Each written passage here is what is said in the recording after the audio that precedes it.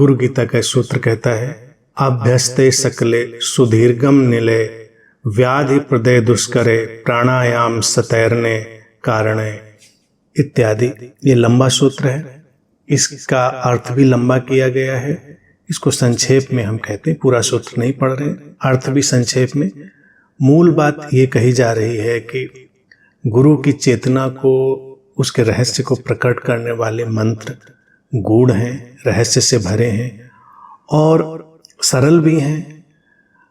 हम सैकड़ों प्राणायाम भी कर लें, शरीर को थका लें, लेकिन तब भी वो लाभ नहीं मिलता जो गुरु की चेतना के अंतःकरण में उदित होने से होता है।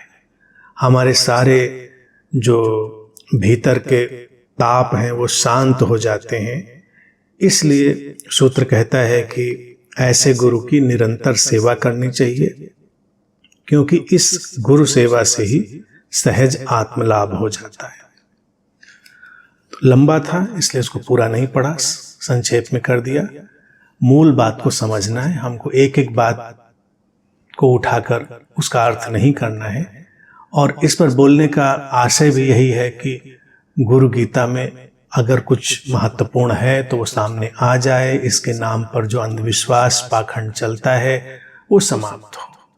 अब इस सूत्र में जो महत्वपूर्ण बात कही जा रही वो यही है कि योग, प्राणायाम, आसन, इनके अपने महत्व हैं स्वास्थ्य के लिए, शारीरिक मानसिक, लेकिन यही अपने आप में परिपूर्ण नहीं है।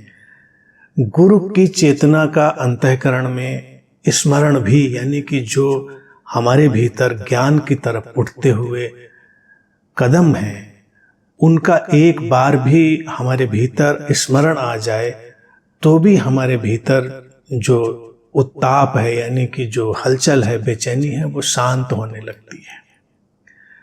तो ऐसी साधनाएं, विधियां जो कुछ भी हैं, उनसे ये नहीं समझना चाहिए कि हमारे जीवन में ज्ञान का सूर्य उदय होने वाला है। वो तो गुरु की यात्रा में ही होगा। जिस गुरु का वर्णन गुरु गीता के सूत्र पहले ही कर चुके हैं, गुणातीत, रूपातीत, अंधकार से प्रकाश की ओर ले जाती हुई सत्ता, वो उपस्थिति, तो सूत्र कहता है कि ऐसे गुरु की निरंतर सेवा करनी चाहिए। बस इसीलिए इस सूत्र को लेना है कि गुरु सेवा से लोगों का अर्थ होता है गुरु का काम करें, वो गुरु सेवा नहीं है। जब हम किसी के प्रेम में होते हैं तो उसके बहुत काम करते हैं, उसके साथ रहते हैं, उसके साथ चलते हैं। प्रेम में सेवा शब्द होता नहीं। प्रेम जब है कहीं पर तो वहां सेवा होती नहीं, वो तो बस होता है जो हमसे होता है सहज।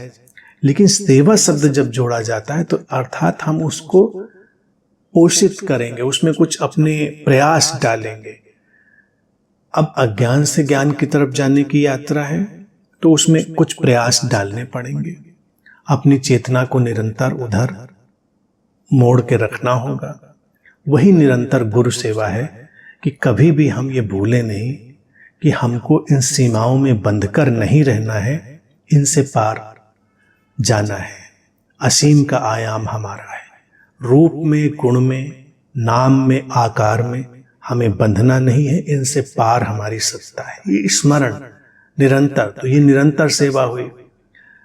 इस सेवा से सहज ही आत्मलाभ होता है, जैसा कि सूत्र कहता है। तो सहज इसलिए क्योंकि एक बार अगर हमारे अंतर्मन का तीर मुड़ गया है इस परम चेतना की तरफ, तो बस इतना पर्याप्त है। और अगर हम निरंतर उस तरफ संलग्न बने रहेंगे तो आत्मलाभ अर्थात हमारे स्वरूप का साक्षात्कार, अर्थात हमारे स्रोत से निरंतर जुड़े रहने की पहचान, रिकॉग्निशन, ये हमारे भीतर सहज घट जाएगी।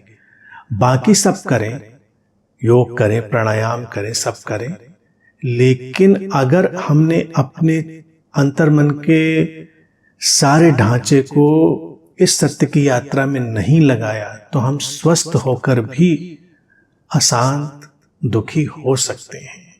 तो इसलिए सूत्र कहता है कि हमको मूल बात की ओर निरंतर मुड़े रहना है। वही निरंतर गुरु सेवा है।